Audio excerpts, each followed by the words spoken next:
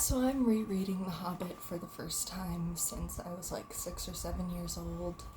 I've read bits and pieces, but haven't read like cover to cover since I was like 6 years old. And I'm already this far into it, but I've been like live blogging and doing commentation on certain things because there's a lot I forgot about in this book. And I have so many little comments and thoughts to make that I decided I'm just going to turn it into a read with me vlog. So I'm already on page 48, so I've already had quite a bit to say. Maybe I'll include screenshots of some of the posts that I've made talking about certain things, and I made like a little Instagram video already as well. I might not include those, I might include those, we'll see. But yeah, I just figured I have so much to say, I might as well just make a read with me vlog for the whole situation, so. Here's my first piece of commentary. So earlier in the book, and I made a little post about this as well, Gandalf summoned Shadowfax. It's described as earlier in the book, that he arrives to their party after Bilbo joins up with the dwarves on a grand white horse. The implication with the context of Lord of the Rings being that this is Shadowfax, the lord of all horses, who's basically a horse demigod, like he's the son of a horse god or spirit or whatever, and Gandalf's just like bringing Shadowfax along for this quest, which is a very silly one, in fact. And then there's this bit from earlier. They came to the edge of a steep fall in the ground so suddenly that Gandalf's horse nearly slipped down the slope. It's nighttime, they're trying to get to Rivendell. Gandalf forgot that he can, like, make light with the end of his staff, I guess. And so he just nearly killed Shadowfax. He just nearly killed Shadowfax, my guy. My man, my Mr. Gandalf. Why have you done this? But I bring that up because, let's see, here we go. When the ponies brought to a good path at last at the brink of a river. It's like, now Shadowfax can't even cross this river. Like, they have to go on foot from here because it's so narrow that they have to like lead their ponies and stuff, and I'm pretty sure that they don't get their ponies back after this, if I'm remembering the book correctly. If I'm remembering the book correctly, I'm like fairly sure that they leave Rivendell without their ponies. And if I'm wrong, then those ponies definitely get eaten by the goblins later, which I hope isn't the case. But and poor Shadowfax.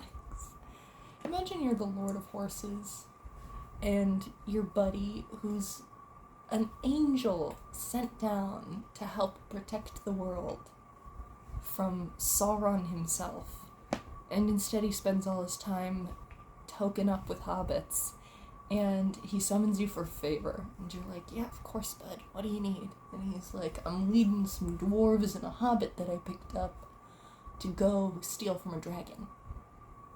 Want to help me with that? And Shadowfax is like,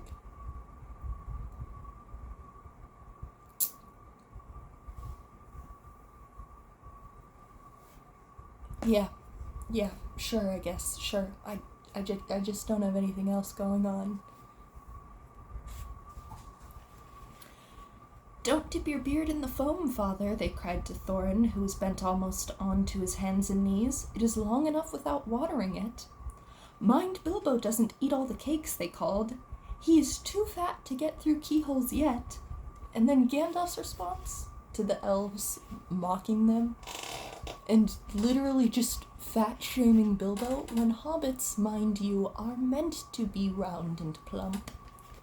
Hush, hush, good people, and good night, said Gandalf, who came at last. Gandalf really doesn't care. Book Gandalf is like, insult them all you want. None of my business. They're being mean to Bilbo. Some elves have over-merry tongues. Gandalf, that's not over-merry, that's just being mean. I really love the style that Tolkien writes with, where he, as the narrator, is like an active sort of narrator. Like, it's very, the only other thing I can think of that really captures sort of the same essence, though it's not exactly the same as, like, The Princess Bride. Not the book, the movie. But, for example, this part. He comes in, so this is talking about Elrond. He comes into many tales, but his part in the story of Bilbo's great adventure is only a small one, though important, as you will see. If we ever get to the end of it. He's like, we may not get to the end of this tale. I know this is a whole pre-written novel, but... We are now a bean refuge. Little man was being a little too ornery, so now we got Coleslaw right over here, just off camera, being a sweet little bean. Let me move those so you can... Oh, what a cutie patootie. That's why you heard the hey in the last clip, because they were attacking each other, so... Bedroom is closed off, Coleslaw is safe.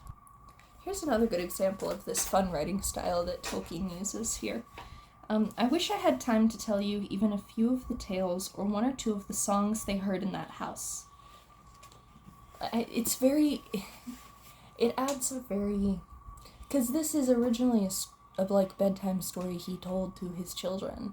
So this style that he utilizes, where he as the narrator speaks directly to you, like really brings that feeling into it. And I really like it. What are you going crazy for? Creamsicle is in here now too.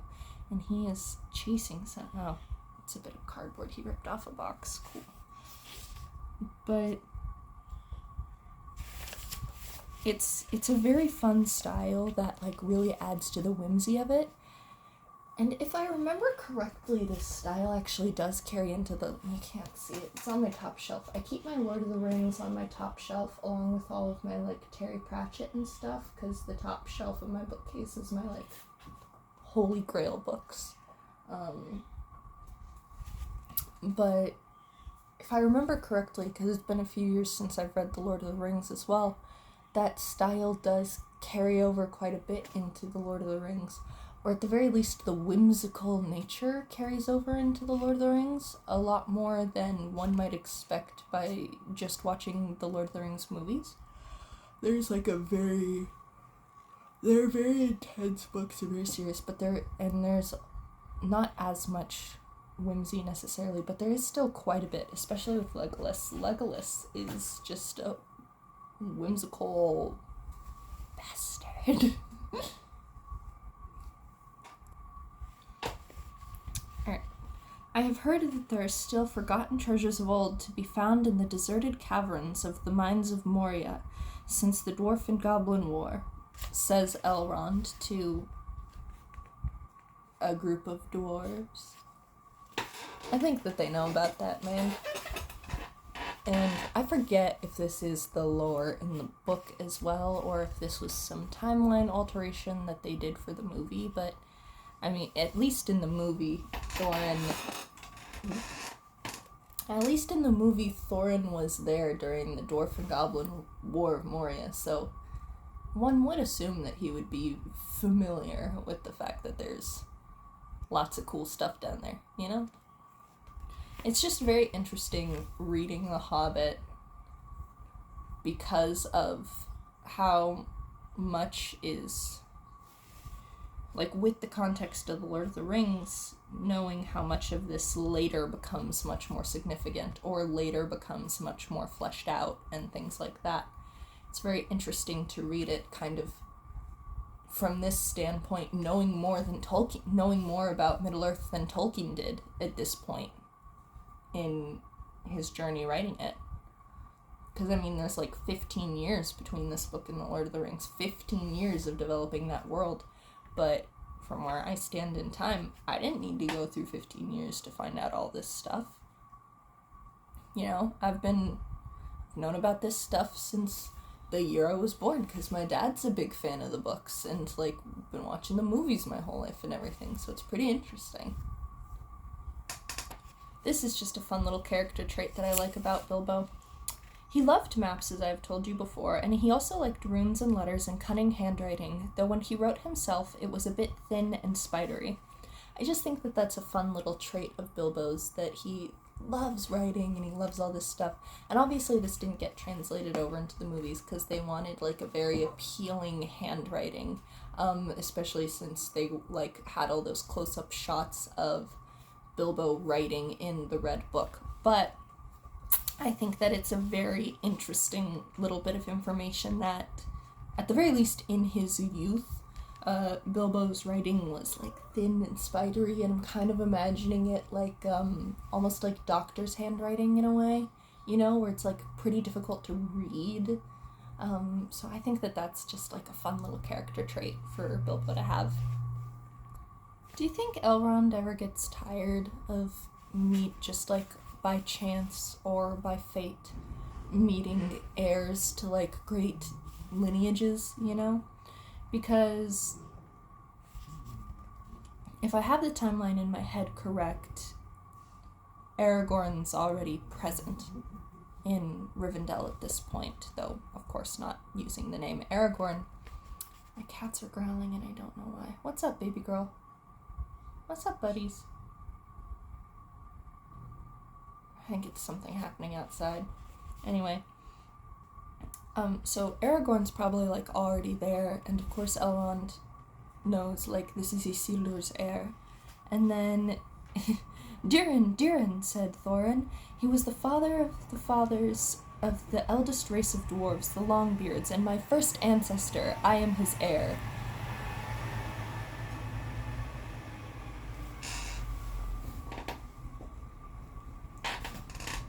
It's 6 a.m. Who is out there? What do you think, Creamsicle? Well, I'm gonna see if I can scoop him. It is him. The buddy. Look at my sweet, sweet boy. My son. The Mr. Softpaws. Oh, he go away. He doesn't like to be held while there's scary noises going on. This is funny, though. Elrond, then what is Durin's Day? Asked Elrond. That's pretty funny. That he does know what Durin's Day is. I mean, I guess that given the tense relationship of elves and dwarves, it makes sense, but it's also very amusing that Elrond is it goes out of its way to establish that he knows basically everything, but then he's like, what's Durin's Day? I think that that's pretty funny. I forget every single time I get a fresh pixie cut that it gets, like, greasy so much quicker than when my hair is long. I washed my hair before I went to bed. I woke up at 4 a.m., I washed my hair before I went to bed, and it's already like this.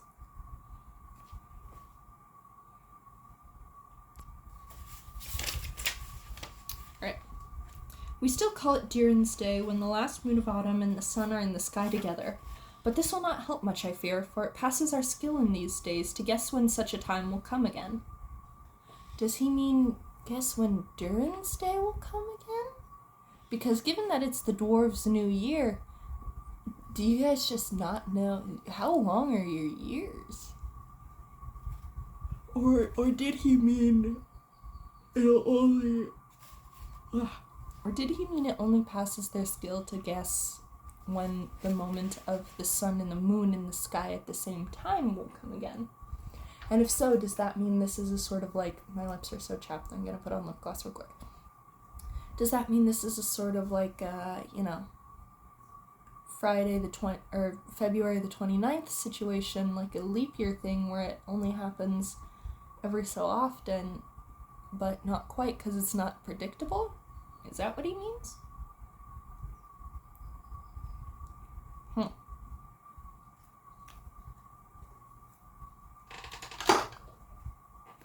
Maybe we'll get more clarification on that specific later on. There were many paths that led up into those mountains and many passes over them, but most of the paths were cheats and deceptions and led to nowhere or to bad ends, and most of the passes were infested by evil things and dreadful dangers. The dwarves and the Hobbit, helped by the wise advice of Elrond and the knowledge and memory of Gandalf, took the right road to the right pass. I argue against that, given that this is Over Hill and Under Hill, the chapter, which is the chapter in which we are shown the trolls. What the? Did I say trolls? I meant goblins. I was distracted. I thought that there was somebody at my door, but it was in fact coleslaw, just like smacking against it. Very odd. Anyways. My point being, not only is this the chapter in which we have the goblins, Goblin Town, but also the chapter immediately following it is Riddles in the Dark. So I don't know how much we can say that they took the right road to the right pass. I do feel that is slightly debatable. Also, just a message to all of my fellow amateur writers out there. Oh, hello, little man. Hi. He's sniffing my phone right now. A message to all of them. You can do whatever you want when writing forever. It was a hard and a dangerous path, a crooked way, and a lonely and a long. That's the sentence. A crooked way, and a lonely, and a long. J.R.R. Tolkien is one of the most respected authors in the world, and there is no doubt that he is an incredible author, and his writing is incredible. And I just want to point out that that sentence obviously does not follow a typical grammatical structure, and that it could even be debated that it is a sentence fragment and incomplete, or at the very least that this is not a grammatically correct description of something, but it is effective, and it gives you the right idea. And I just want to use this to point out that sometimes you have to break the rules of grammar, and you have to break the rules of what you've been taught in school that writing is, in order to find your own style, and in order to get across some thoughts and images that you may want to get across. The best writing advice that you can be given, in my opinion, is play around and break the rules for the sake of flow and imagery. Because the things that they teach us in school as rules for writing, in my opinion, it's more a matter of you have to know the rules in order to know exactly how to break them, more often than not. Yeah, so here, they had thought of coming to the secret door in the lonely mountain, perhaps that very next last moon of autumn, and perhaps it will be Durin's Day, they had said. So, given the context of this passage, it could be just like, oh, perhaps we'll get there this quickly, and perhaps it'll even be Durin's Day exactly when we arrive. But given the context of the previous passage that I talked about from the last chapter, it could also mean that they don't know when Durin's Day is, which again gives me more questions about dwarven calendars. And basically at this point I really think I just need to pick up the Silmarillion, because I have the Hobbit, and I have the Lord of the Rings trilogy, I have this, which I got for my birthday a couple years ago, which is an encyclopedia of Tolkien stuff, which is pretty cool, but I don't have the Silmarillion.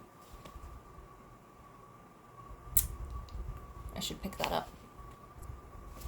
I just want to again read this fun little bit of the style of narration Tolkien is using. You know how terrific a really big thunderstorm can be down in the land and in a river valley, especially at times when two great thunderstorms meet and clash.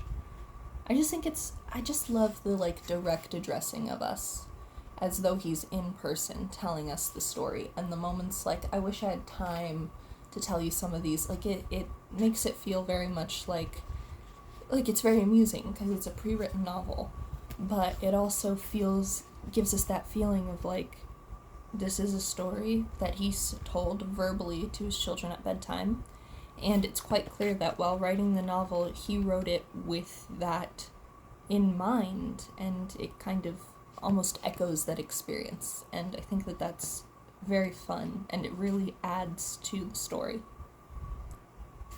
It's pretty hilarious how throughout this book Tolkien will just kind of like throw stuff at you, like, and of course everyone knows about this sort of way, in that here, when he peeped out in the lightning flashes, he saw that across the valley the stone giants were out and were hurling rocks at one another for a game and catching them and tossing them down into the darkness, where they smashed among the trees far below or splintered into little bits with a bang. Just like, and of course the stone giants. Sir? Huh? It's pretty fun that he just like throws stuff at you occasionally, like, obviously these are trolls. And of course here we have stone giants.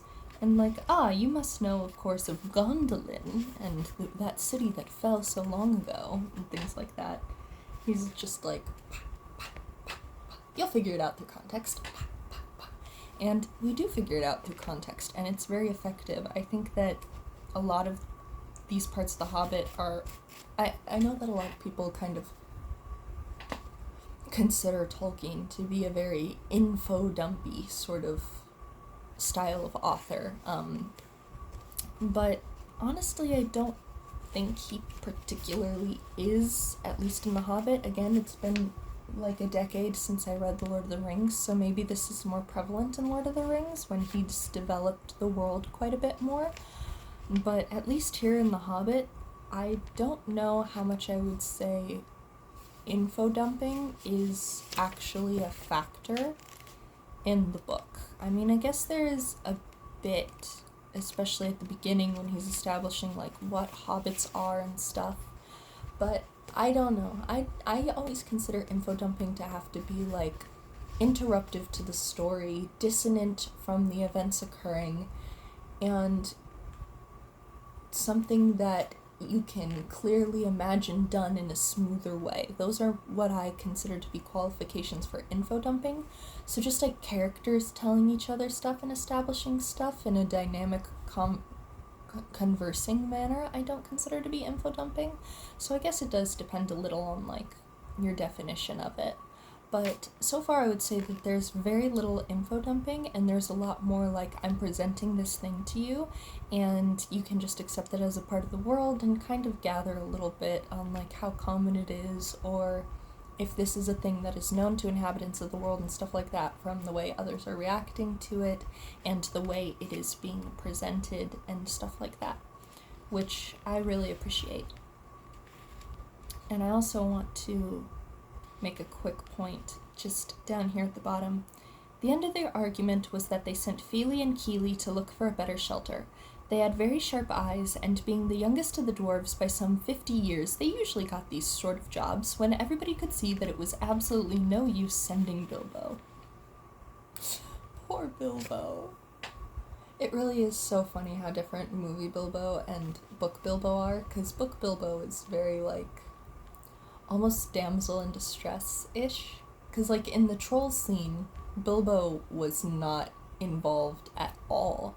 He literally sat up in like a bush he got flung into or something. I can't remember if it was he got flung into a bush and stayed there, or if he got flung into the bush and then hid from that point, but he like literally just hid while Gandalf took care of distracting all the trolls. And then in the movies they decided, we're gonna have Bilbo distract the trolls instead, and I think that they're both very good, but I will admit that I tend to favor more active protagonists in stories, so I do prefer the version of events that happens in the movie where Bilbo is the one who like steps up and starts distracting the trolls so that Gandalf can finish off with like breaking the rock. But I just think it's very interesting how different Bilbo is in the movies and in the books, especially considering that by and large most criticisms of the trilogy is inaccuracy to the book. However, even people who criticize it for that will admit that they think that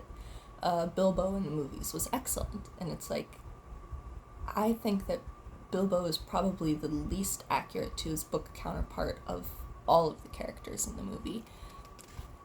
And that's not a bad thing, because I don't think that book Bilbo would translate super well to a movie, if you know what I mean. like in this part with the stone giants, you know, they're all just huddled underneath a little rock outcropping, and Bilbo is under his blanket, shivering from head to toe, terrified and stuff like that. And in the movie, they choose to make it a little bit more of an active present threat by having them literally be on the stone giants as the stone giants are moving around.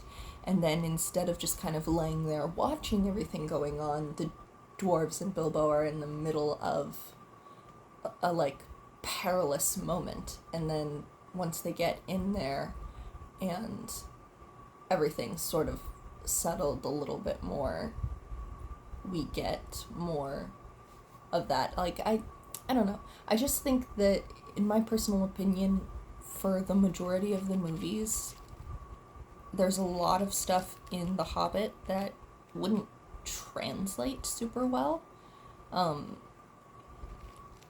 Unless we were doing like I think that this would translate well to the screen if we were doing a TV show, you know? Because I think that you could have a very accurate to the book adaptation if you did The Hobbit as a series. Especially because there's like very clear distinctions of events and like, oh, we're at this point in the novel, we're at this point in the novel, we're at this point in the novel, stuff like that. I think, for example, having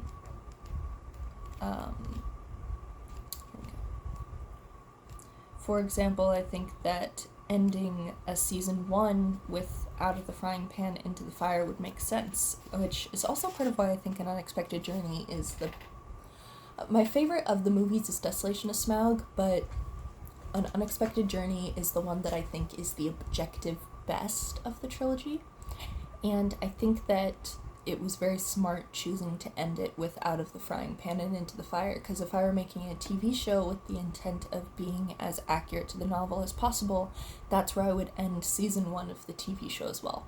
And then I would pick season 2 up immediately after. I would probably end season 2 with getting to the mountain and pick season 3 up with all the stuff with Smaug and everything. And then it would be a sort of like season 3 part 1, season 3 part 2 for the Smaug dealings, and then the gold sickness and stuff like that. And by gold sickness, I don't mean like the whole of the gold sickness, but I mean like the beginnings of the gold sickness. And then season 4 would probably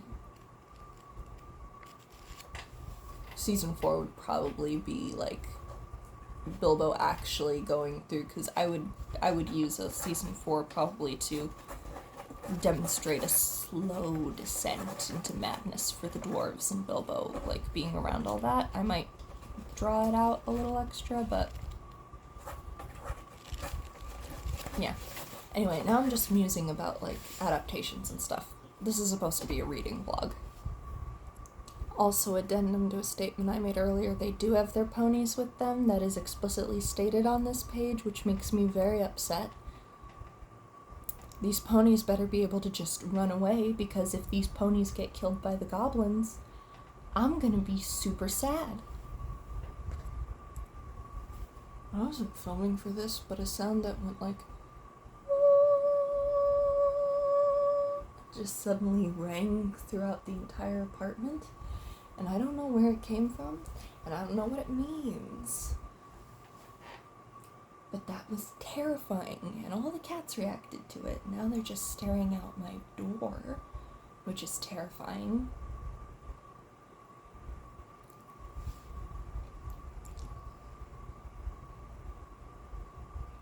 Did I anger something? Have I been commentating too much on this?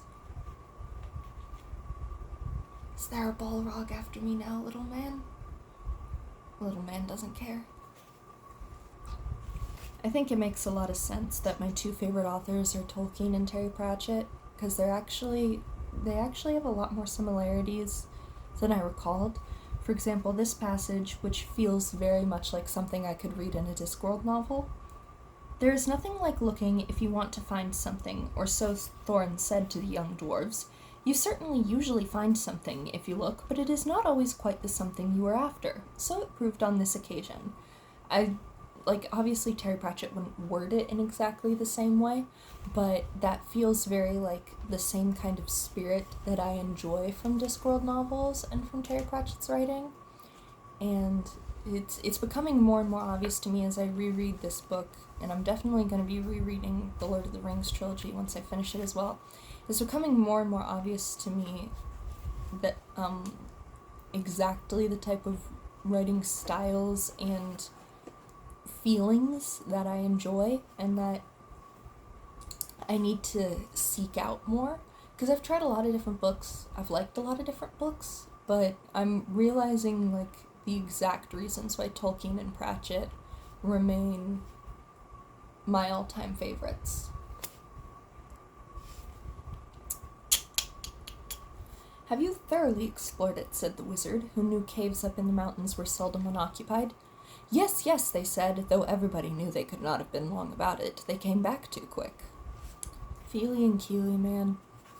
Feely and Keely. They really are the Merry and Pippin of The Hobbit. So he does remember he can do that.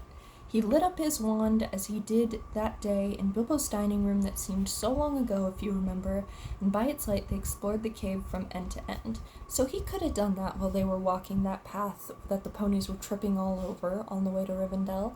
He just chose not to. Gandalf. Aww. They talked and forgot about the storm and discussed what each would do with his share of the treasure when they got it, which at the moment did not seem so impossible, and they dropped off to sleep one by one. And that was the last time that they used the ponies, packages, baggages, tools, and paraphernalia that they had brought with them.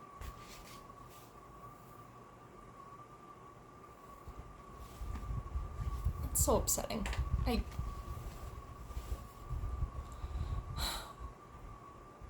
I like that the movies had the ponies bolt before they got to Rivendell, because then I can believe that they lived. These ponies are gonna get eaten by goblins. It turned out to be a good thing that night that they had brought little Bilbo with them, after all, for somehow he could not go to sleep for a long while, and when he did sleep he had very nasty dreams. He dreamed that a crack in the wall at the back of the cave got bigger and bigger and opened wider and wider, and he was very afraid but could not call out or do anything but lie and look. Then he dreamed that the floor of the cave was giving way and he was slipping, beginning to fall down, down, goodness knows where to. At that he woke with a horrible start and found that part of his dream was true. A crack had opened up at the back of the cave and was already a wide passage. He was just in time to see the last of the ponies' tails disappearing into it. Of course he gave a very loud yell, as loud a yell as a hobbit can give, which is surprising for their size.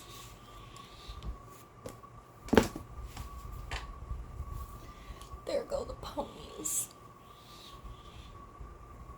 I think that honestly that scene could have been adapted pretty effectively into the movie, but I don't hate the direction they went, where Bilbo is feeling, because obviously you don't get the same like pauses in, I'm gonna stop the vlog here after this, but obviously you don't get the same sort of introspection moments in a movie that you can get in a novel, especially a novel that's primarily third person limited point of view on Bilbo. So they had to externalize a lot of the like feeling doubt that he should be here, wanting to go home, things like that, and part of how they chose to externalize it was obviously through Thorin, which again makes sense. Their initial plans to only do 2 movies were changed by the studio into 3. You obviously have to pad it out a bit more. The dwarves don't have excessive amounts of personality in the book, and so the choice of giving us sort of 2 main characters in centralizing Thorin a bit more than he's centralized in the novel as well, I think was a good choice. And I think that having Thorin be an externalization of Bilbo's doubts about himself and about his place on this journey was a very good choice as well. So I do like the direction they went for this scene of the reveal that there are goblins in the cave, with Bilbo almost deciding to go home, because the book has a like, he could have stayed in Rivendell forever and ever and all that sort of moment, and Bilbo wishing that he was home for the summer, for blackberry picking and things like that. And because you can't get that in a movie, I think that they still managed to establish that sort of feeling very well with his conversation with Boffer and his wanting to go home. And I like that it ended and was interrupted by a peril that, through the peril that Bilbo faces here in the Goblin Tunnels, is when he finally finds the, like, no, I do belong on this journey and I am going to stay here. So I like the way that they do that in the movie, but I still do think that this scene in the book could have been very easily adapted into the movie, because a dream scene where it's like this kind of stuff happening around him and then he's waking up to it being real, not only do I think that that very easily translate to a screen, but also in the movies they do some establishing that, in my opinion, they are establishing that Bilbo is kind of sensitive to magical energies, not in like a, oh, he can use them sort of way, but just in a, like, he senses them more easily than others sort of way, right? In the extended edition of Unexpected Journey, as they're walking into Rivendell, Bilbo says, Gandalf, where are we? And Gandalf, sort of surprised, says, you can feel it? And Bilbo says, yeah, it feels like magic. And then, of course, there's like the little double take he does when he sees the ring, which I always interpreted as like he could sort of feel a magical energy about it, which is why he picked it up. And then in Desolation of Smaug, we have the moment where he's standing outside of Mirkwood and he says that it feels sick, and he's the only one commentating not just on like the way that it looks, but that it feels like there's a sickness to it. And of course, the fact that Bilbo is the most clear-headed out of all of them while within Mirkwood. Various things like that lead me to believe that the movies sort of go along with this idea that Bilbo is a little bit more sensitive to magical energies than the average person, which person including dwarf, hobbit, men, all of them. And I feel like, given that the movies went in that direction, this scene as well could have been used to further that, though it is a very subtle aspect of the movies, so I can't say that that's explicitly what they intended, because I watched the appendices of the movies as well, and they never make commentary on if that was an intent or not, or if that's an idea that they were going with. So it could just be my interpretations of the moments, and I'm interpreting them differently than they were intended, but this would have been a very good scene that would have kind of gone along with that thread that was being woven, where he has like a little bit more of a sense about him than is strictly just like, observation. But yeah, anyways, that's where I'm going to leave this vlog since it's so long already. I'm filming this the day before my birthday. So, maybe I'll post something tomorrow for my birthday as well. Who knows?